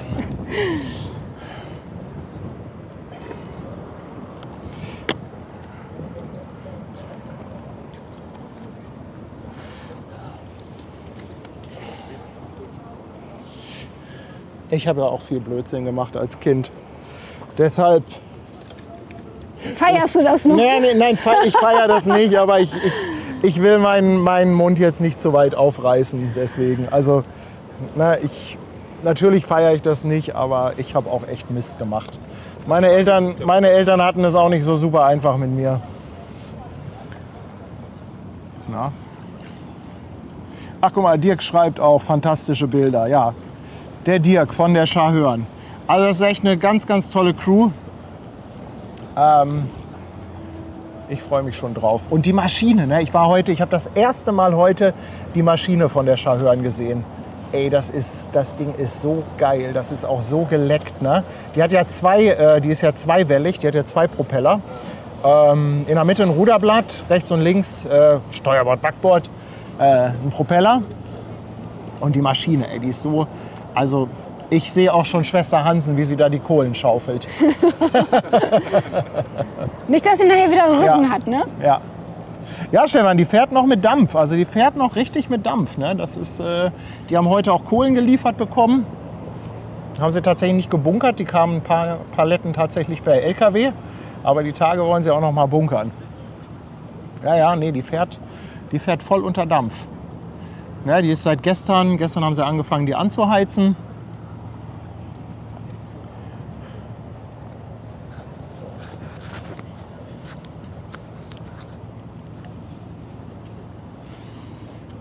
Habt ihr denn die Finnmarken im Blick?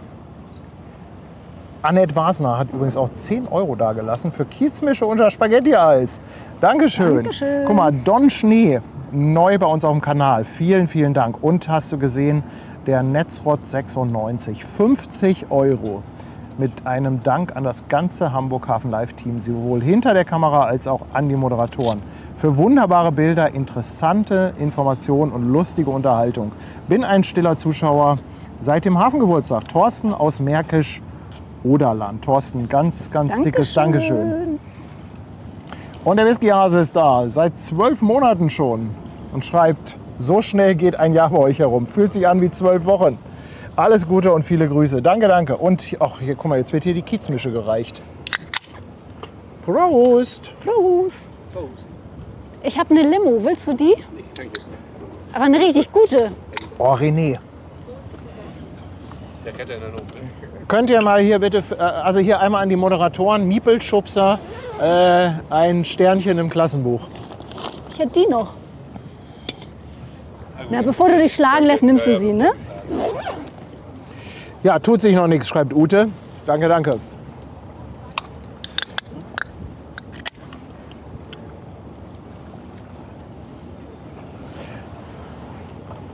Das Schöne ist halt, dass wir bei der Schahörn jetzt auch diesen persönlichen Kontakt über den Olli haben. Und das ist natürlich immer toll, wenn man auch jemanden persönlich kennt auf dem Schiff.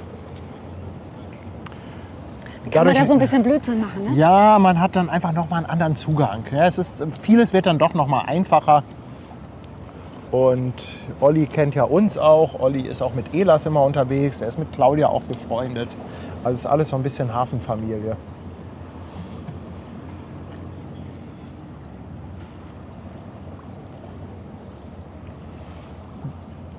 Hatte ich mich schon bei Willi the Kid bedankt für 3 glaube Monate nicht. auf Twitch? Dankeschön.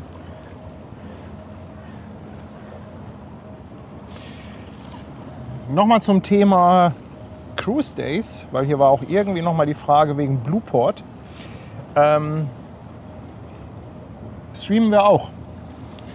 Wir haben auch schon die Genehmigung bekommen. Ja. Also, das ist ja, Blueport ist ja leider ein kleines Reizthema hier in Hamburg. Aber wir haben jetzt tatsächlich die Genehmigung bekommen, dass wir Cruise Days. Also Gas machen geben wir können. blau. Wir machen einfach Wir mal machen blau. Ja. Genau. Ja, Der Name ist Programm, würde ich sagen, oder? genau. 18 Monate, die Biggie Rose. Mit einem Moin zusammen wünsche ich euch allen einen schönen, erholsamen Freitagabend und ein wunderschönes Wochenende. Das wünschen wir dir auch. Dankeschön. Christine S. ist seit 16 Monaten dabei. Wieder Top-Stream. Danke. Ja, Top-Stream, das ist noch nicht so ganz nach meinem Geschmack. Ne? Hier passiert irgendwie wenig, nicht. ne? Nee, es passiert zu wenig. Also also Christine, ganz lieben Dank, aber das ist noch nicht Top-Stream hier. Aber hier, es passierte hier schon Klopapier aus dem Fenster. Hat Gut, auch wir wurden- keine, also ich sag wir mal, wurden- es ist ja nicht, dass hier Wir nichts wurden passiert. beschossen Ne? und beworfen. Die Elbe ist ein bisschen Ja. leer. Wir trinken hier einen kleinen Drink. Okay, die Schahören hat natürlich abgeliefert. Absolut. Das muss man auch sagen, aber Aber es ist ja bei Paddy auch immer so, wenn nichts los ist, dann ist ihm langweilig, kommt es bam, bam, bam, wie bei den Flugzeugspottern, ist es auch nicht richtig. Also man muss so ein Mittelding haben. Aber ich muss sagen, dass wenn ich war ja jetzt auch schon 1-2 Mal mit Thomas am Flughafen und habe da so ein bisschen Planespotting gemacht. Das hat mir schon Spaß gemacht. Ich finde, der könnte auch mal wieder nach Hamburg kommen. Hat er sich lange nicht blicken lassen hier. Also groß an alle Flugzeugspotter. Schreib ihm mal. Ich glaube, ist er nicht auch irgendwie live, glaube ich? Oder war live? Also irgendwie war der heute schon live. Ja. Wir erwarten ihn am Hafen. Ja.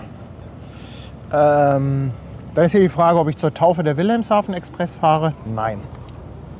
Also nicht nein, weil ich das nicht will. Ich stehe nicht auf der Gästeliste.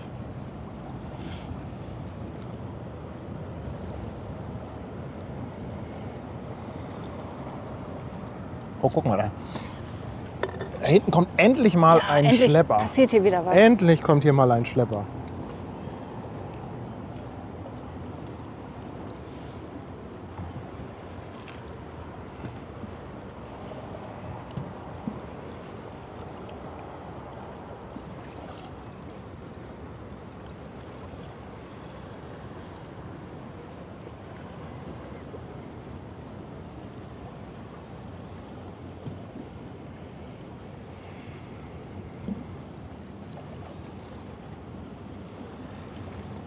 Wer ist denn das eigentlich? Ach, die 94 ist das.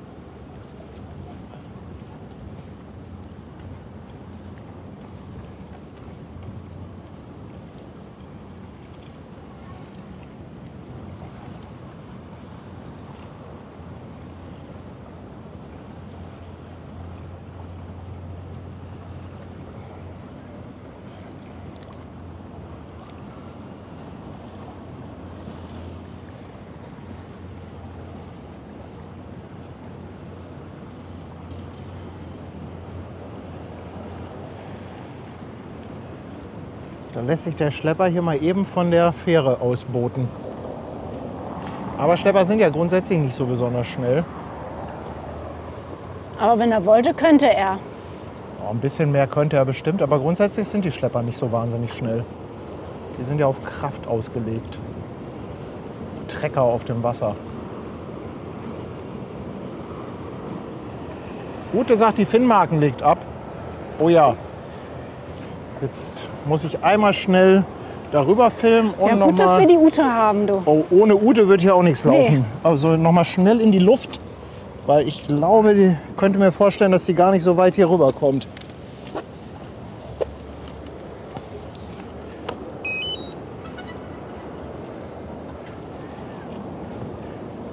Annette, Dankeschön. 10 Euro, sie wird mich sofort auf die Gästeliste setzen. Aber soll ich euch was sagen? Ich war schon auf so 2 oder 3 Schiffstaufen, auch von Containerschiffen. Ich muss euch ganz ehrlich sagen, das ist auch so ein bisschen langweilig. So mit Reden und so weiter. Also Das ist jetzt nicht so, wie ihr euch das vielleicht vorstellt. Ach, guck mal, die dreht da hinten. Ja, ja.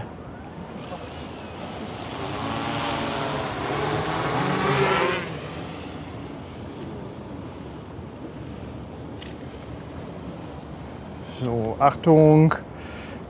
Finnmarken.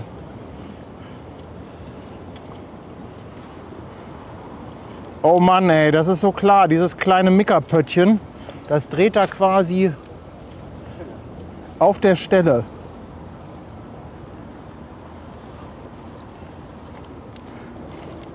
Und Horngeiz hat sie auch.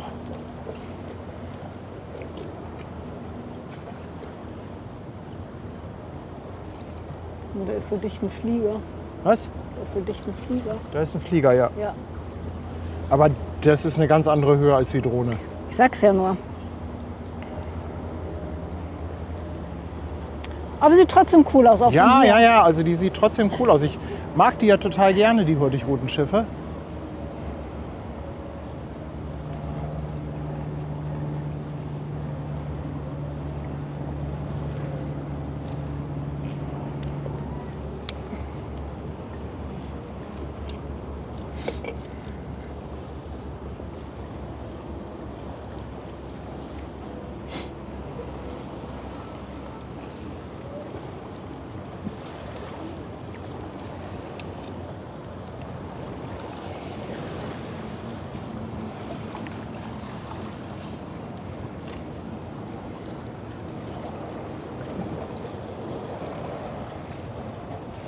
Guck mal, Schlepper, Hurtigruten, Fähre. Also jetzt hast du wieder genug zu tun, Ja, oder? ja, jetzt ist Drohne. wieder Action hier. Ich finde, die hat ein sehr schönes Heck. Oder? Ja. Hinten dieses leicht, dieses Also ich finde abgerundete. das ein schönes Schiff. Also ich finde das Schiff generell, auch so von der Form her, das wäre so etwas, wo ich sage, hey, das könnte meine Privatjacht sein.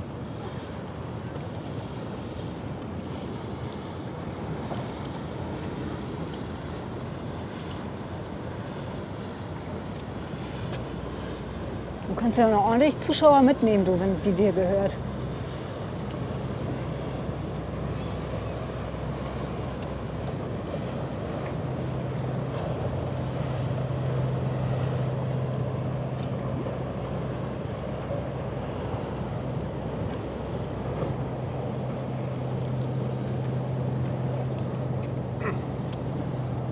Kommt nachher auf YouTube.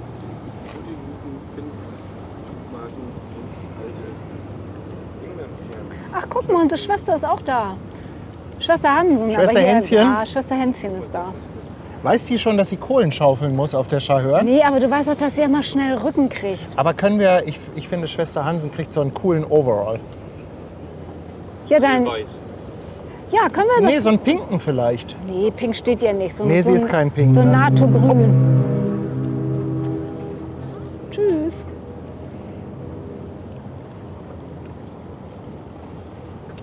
Das klang aber auch eher nach einem Warnton für die Fähre als ein Gruß. Ist ja egal, wofür das Horn rauskommt. Schön war's trotzdem. Ja, das stimmt.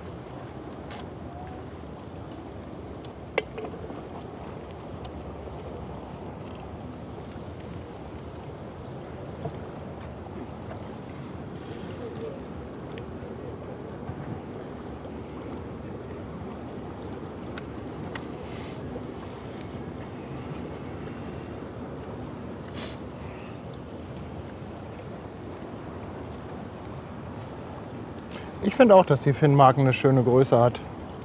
Zumindest find die was ich auch so von super. außen sagen kann.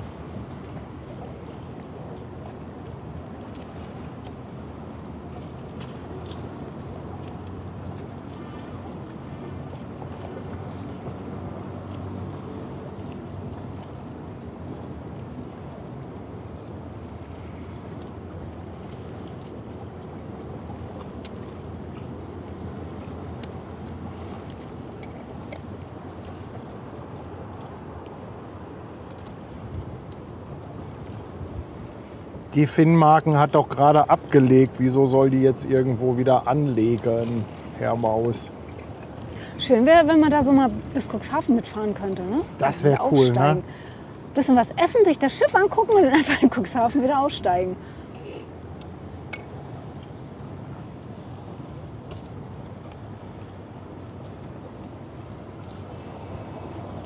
Das Problem dürfte die Größe sein. Ich weiß nicht, Cuxhaven, ich glaube die Finnmarken. Also die Cap San Diego liegt ja an in Cuxhaven. Wobei irgendwo außen, wenn die vielleicht nicht reinfährt, also irgendwo würden sie die schon unterbringen. Irgendwo bringen sie die schon unter. Guck mal, Sirene ist auch wieder da. Sirene. Wieder gut zu Hause angekommen? Bist du wieder gut zu Hause angekommen? 10 verschenkte Subs. Danke, mein Lieber. Dankeschön. Ich dachte, du bist noch hier heute. Ja, der war irgendwie bis heute Ja, Vormittag heute oder abgefahren, so. ne? Ja. Heftiges Gegenlicht hier. Mag ich aber auch mal ganz gerne, ne, wenn man nur so Schattenrisse hat.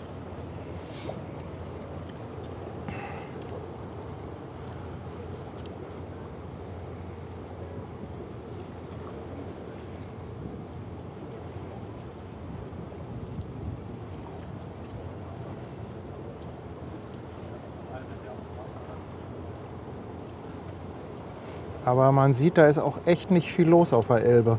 Im Hintergrund sehen wir noch ein bisschen was von der Mare Frisium.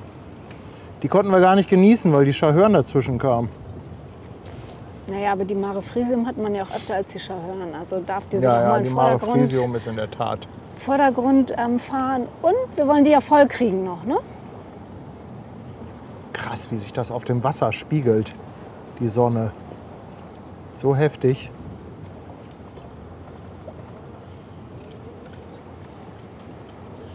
Guck mal, Sirene ist pünktlich zu Hause angekommen mit der Deutschen Bahn. What? Ja. Das ist doch mal was, oder?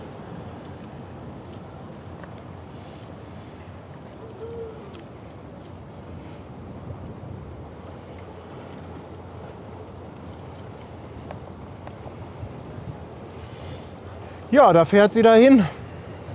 Jo, Die schöne das ist sie. MS Finnmarken. Und zack ist die Elbe leer. Ja. Obwohl hier kommt ja immer ein bisschen was, ne? Also kann man ein ja nicht bisschen was anders ist sagen. Immer, aber ich muss erst mal Die Drohne nach Hause holen. zurückfliegen. So. Wo sind wir denn? Da sind wir.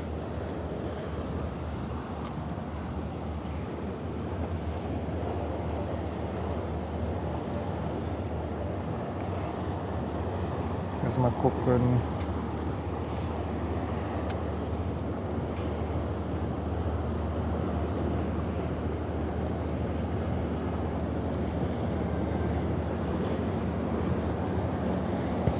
Guck mal, Schwester Hanse, wenn du noch Hunger und Durst hast, wir wollen gleich noch grillen zu Hause.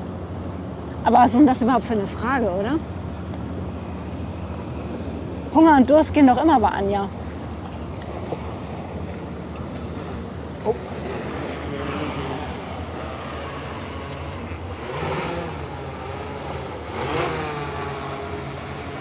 Einmal umdrehen.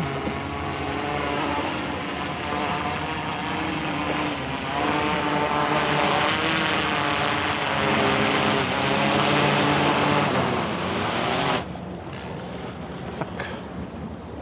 Also wenn ich so sehe, wie du die Drohne fängst, dann bin ich ja wirklich fast irgendwie am Überlegen, ob ich mal so ein Erste-Hilfe-Pack mitbringe für so einen Eisbeutel für Apfelfinger. Ja, aber Drohne fangen, das ist ganz gut, wenn man das drauf hat. Gerade, Ja, also zum Beispiel, wenn man auf Schiffen fliegt oder irgendwie unwegsames Gelände oder ähnliches.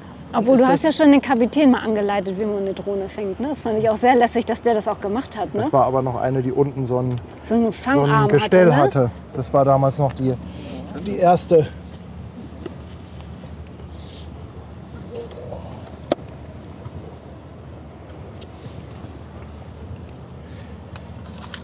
Ja, also ich glaube, so wahnsinnig viel passiert hier jetzt nicht mehr.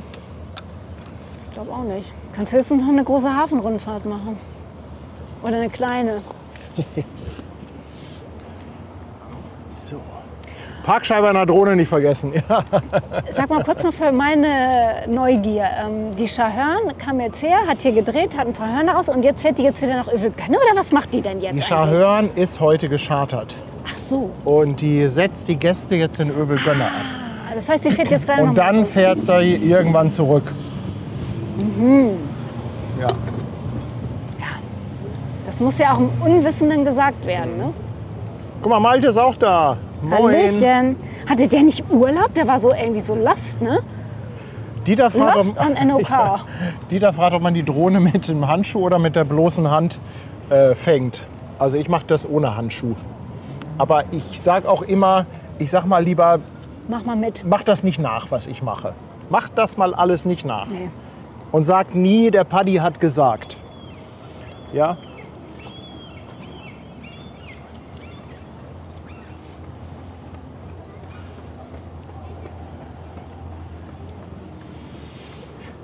Jo, komm, dann drehe ich mal hier die Kamera um. Jo. Da sind wir. Da sind wir noch mal. Warte mal kurz, Oh. damit ich auch was sehe. Da sind wir. So, möchten ein paar Gäste noch mit ins Ja. Bild? Guck mal, hier ist Regina. So, Aber warte mal, wir müssen mal hierher. ja. Tanja versteckt sich ja gerne im Bild. Deshalb, So, Regina ist auch da. Möchte noch jemand mit ins Bild? alle, keiner. Ja, ihr Lieben, Mensch, vielen Dank, dass ihr dabei wart. War ein entspannter Stream, nicht Ja. viel Action, ein bisschen AIDA, ein bisschen die Finnmarken, aber ich glaube, der Star war dann doch die Schahörn, oder? Und pünktlich war es. Also es ist jetzt hier Und nicht es so... waren, die Schiffe waren alle pünktlich, also kann man eigentlich nichts meckern. Ne? Nee. Also dickes Dankeschön, dass ihr dabei wart. Fetten Dank natürlich auch wieder für die Kanalunterstützung. Ihr habt wieder ordentlich rausgehauen, sowohl auf Twitch als auch auf YouTube. Also da ganz dickes Dankeschön. Und natürlich an unsere lieben Mods. Absolut. Die Maschinen, Die Maschinen. die Mod-Maschinen. Die Herzlichen Dank. Mordmaschinen. Herzlichen Dank. Was morgen ist, kann ich euch noch nicht hundertprozentig sagen. Es ist so ein bisschen Nieselregen angesagt. Ich treffe mich morgen auch mit Ben. Ben wollte noch mal ein bisschen Drohne fliegen. Ich sollte ihm noch mal ein bisschen was zeigen. Ich habe aber schon so ein bisschen geplant morgen, ich weiß gar nicht, morgen ist Perla oder Prima da, irgendeine von den beiden. Ich hatte schon so ein bisschen geplant, dass wir da zumindest einen Stream machen, aber dann auch höchstwahrscheinlich Bubendeiufer, denn es ist Triathlon in der Stadt. Und ganz ehrlich, Triathlon in Hamburg, ich nix Stadt. Ja, großen Bogen.